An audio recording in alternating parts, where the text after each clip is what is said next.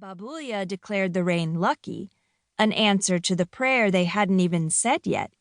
But to Anya, it felt like a punctuation mark to her utter failure. Not this year. She inspected the damage done by her stinker of a goat. He had chewed a hole large enough for Anya to stick her arm through, but it was fixable. The other sides were untouched. The field between the barn and the river was full of rushes and tall grass.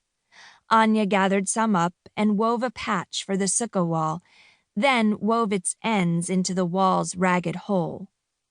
The patch was a different color and plant species, but it worked. Anya retrieved her rope and fortified the booth's top 4 corners. She made sure the poles were deep enough in the ground that a stiff wind wouldn't blow it over. Inside, she paced from one side to the other. It would be long enough to fit not only Anya's family, but some guests as well. Just a couple of guests. Anya didn't have time to build a thatch palace.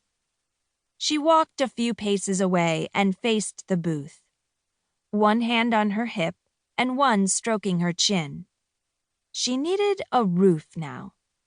But the roof couldn't just be any old roof.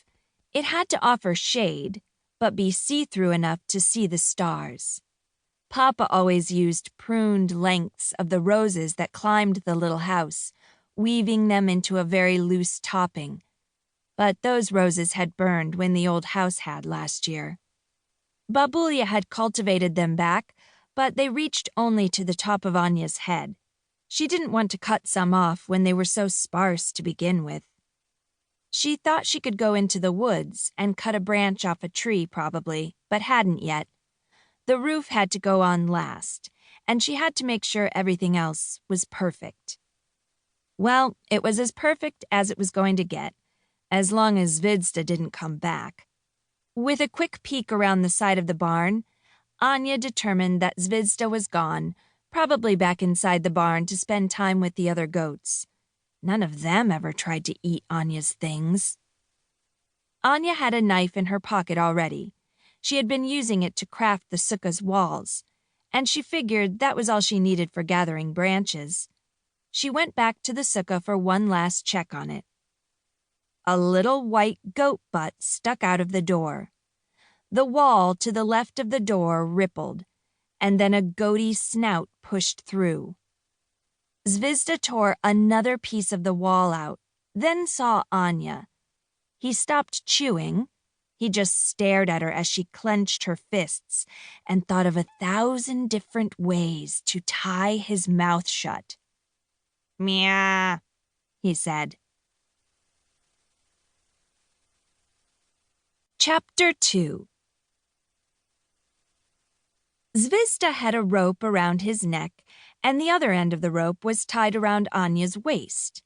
She wasn't going to leave him to eat her sukkah while she got branches for a sechach, the roof, so she brought him with her.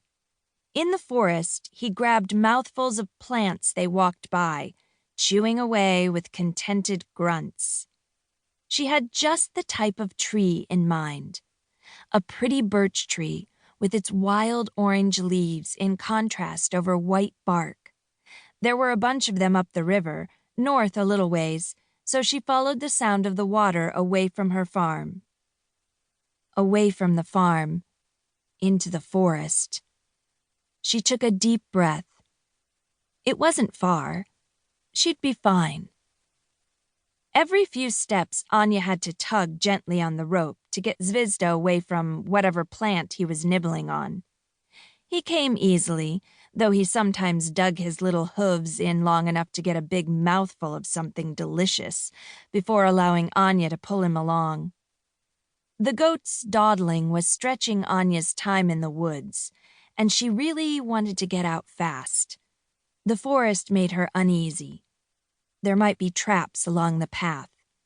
The birds might be spying on her.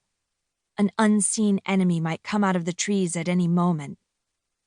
All those things had happened last year, when Sigurd the Varangian had descended upon the village of Zmeyreka like a dark cloud.